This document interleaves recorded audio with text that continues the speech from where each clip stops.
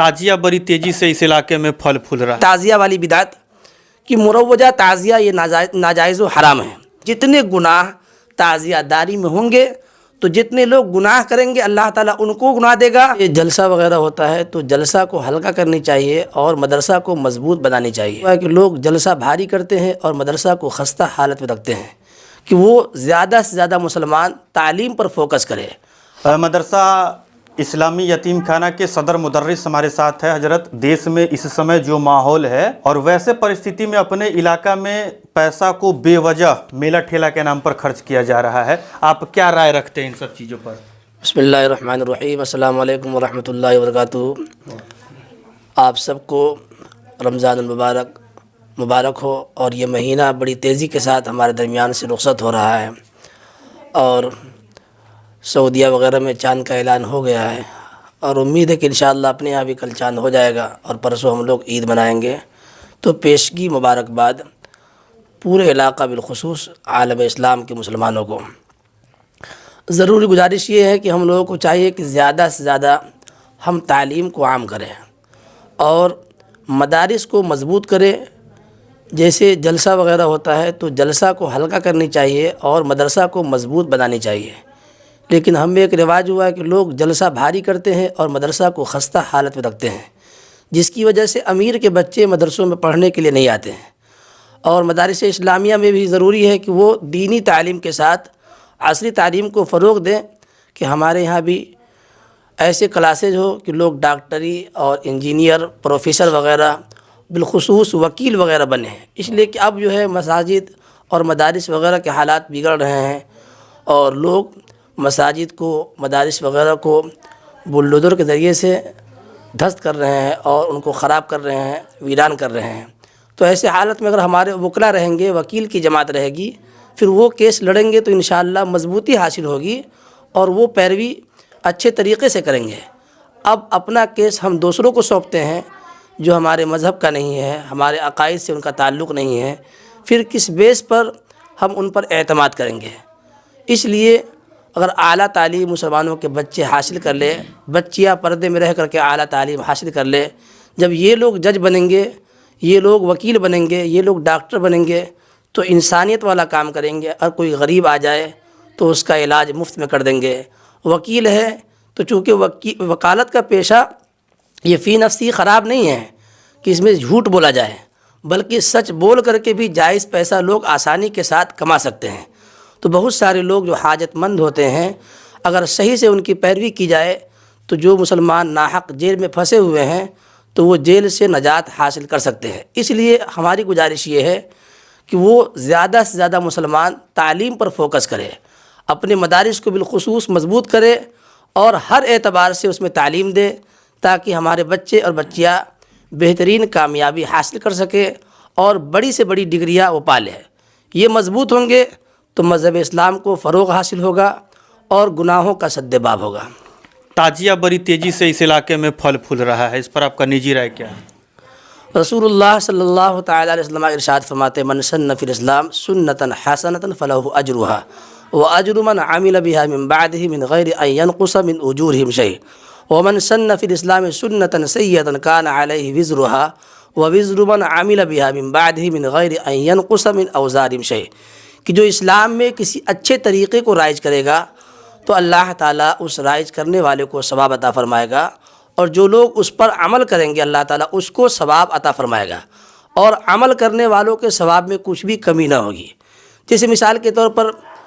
जिस शख्स ने सबसे पहले मदारिस इस्लामिया को मज़बूत करने के लिए बेहतरीन इमारत बनवाई कि इसमें कुरान और हदीस पढ़ना है, या शादी ब्याह के मौका पर वो महफ़िल मिलाद का इनेकाद करते हैं, तो चूँकि फ़ी नफ्सी ही ये सब बिदात है, बिदात हसना है, तो वो लोग अगर हमारे दरमियान नहीं हैं फिर भी अगर हम मिलाद मनाते हैं या ऐसी बिदात पर अमल करते हैं तो अल्लाह ताला हमें भी उसका सवाब अता फ़रमाता है। और जो हमारे पूर्वज बुज़ुर्ग गुज़र चुके हैं तो अल्लाह ताला हमारे इस अमल का उनको भी सवाब अता फ़रमाएगा। उसके बरख़िलाफ़ जो लोग मज़हब इस्लाम में बुरे तरीक़ा को निकालते हैं, बुरा रास्ता निकालते हैं, तो जो लोग उस पर अमल करते हैं अल्लाह ताला उसको गुनाह देता है और जितने लोग उस पर अमल करते हैं उन सब को गुनाह मिलता है। और जिसने इस तरीक़े को ईजाद किया है, निकाला है, تو اس کو اللہ تعالیٰ پورے طور پر گناہ دیتا ہے۔ جیسے مثال کے طور پر یہی تعزیہ والی بدعت کہ مروجہ تعزیہ یہ ناجائز و حرام ہے، پھر اس کو نکالنا، اس پر ماں بہن بیٹیوں کو بلانا، میلے لگوانا جس سے گناہوں کا بازار گرم ہو، تو جس شخص نے سب سے پہلے اس بری بدعت کو ایجاد کیا ہوگا تو اب اگرچہ وہ ہمارے درمیان نہ رہا ہو، آج جتنے گناہ تعزیہ داری میں ہوں گے تو جتنے لوگ گناہ کریں گے اللہ تعالیٰ ان کو گناہ دے گا، اور جس نے اس بری بدعت کو ایجاد کیا ہوگا تو اس کو برابری کے طور پر گناہ دیا جائے گا۔ مثال کے طور پر میلاد النبی کے برخلاف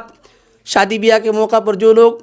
لڑکیوں کو معاذ اللہ یا لڑکوں کو نچواتے ہیں، ڈانس وغیرہ کا پروگرام کرتے ہیں،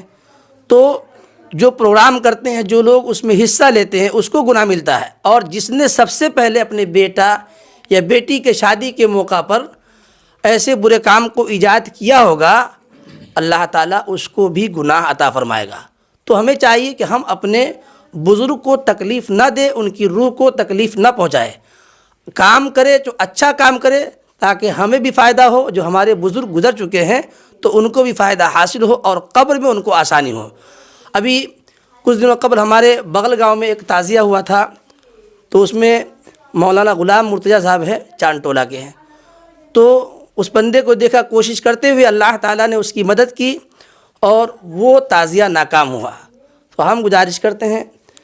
جو لوگ سلجھے ہوئے ہیں، جن کو دین کا درد ہے، کہ وہ اس کام میں بڑھ چڑھ کے حصہ لے اور گناہ کے کام کو فروغ نہ دے، بلکہ نیکیوں کو عام کرے اور ہر برائی سے اپنے آپ کو اور اپنے گھر والوں کو بچائے۔ ضروری گزارش یہ ہے کہ ہر باپ اگر چاہے کہ میرے گھر سے میری بیٹی میری بیوی گناہ کے بازار میں نہ جائے تو آسانی کے ساتھ یہ کام برباد ہو سکتا ہے، یہ کام فلوپ ہو سکتا ہے۔ تو چونکہ سب سے بڑے ذمہ دار ہم خود ہیں، رسول اللہ فرماتے ہیں الا کلکم راعٍ وکلکم مسئول عن رعیتہ، کہ آپ میں سے ہر شخص ذمہ دار ہے، نگہبان ہے، چرواہا ہے، ہر شخص سے اس کے ماتحتوں کے بارے میں پوچھا جائے گا۔ اگر آپ کی بیٹی نے گناہ کیا، آپ کے بیٹے نے گناہ کیا تو آپ باپ ہے، اللہ تعالیٰ آپ سے پوچھے گا کہ آپ نے اپنے بچوں کی تربیت کس طور پر کی ہے، آپ نے صحیح سے اس کو سنوارا نہیں ہے۔ اگر سنوارے ہوتے تو وہ گناہوں کی طرف نہ جاتے۔ آج عام ہو گیا ہے، چونکہ جلسوں میں جہاں جہاں یہ سسٹم ہوتا ہے یا تعزیہ وغیرہ میں، تو دیکھنے میں یہی آیا ہے کہ لڑکوں کے ساتھ معاذ اللہ لڑکیاں گھومتی ہے، اور اب تو اس زمانے میں معاذ اللہ مسلمانوں کی لڑکیاں غیروں کے ساتھ نکاح کر لیتی ہے جو سراسر ناجائز و حرام ہے۔ اس لیے ہماری گزارش ہے کہ آپ سب لوگ ذمہ دار ہیں۔ ہمارے رسول صلی اللہ تعالیٰ علیہ وسلم ارشاد فرماتے ہیں کہ آپ میں سے ہر شخص نگہبان ہے، ہر شخص سے اس کے ماتحتوں کے بارے میں پوچھا جائے گا۔ اس لیے آپ اپنے آپ کو اور اپنے گھر والوں کو آپ برائی سے بچائیں۔ اللہ تعالی ہم سب کو نیک باتوں پر عمل کرنے کی توفیق عطا فرمائیں۔ باقی آپ کیا سوچ رہے ہیں ان سب چیزوں پر، اپنی رائے کمنٹ باکس میں نشچت دیں۔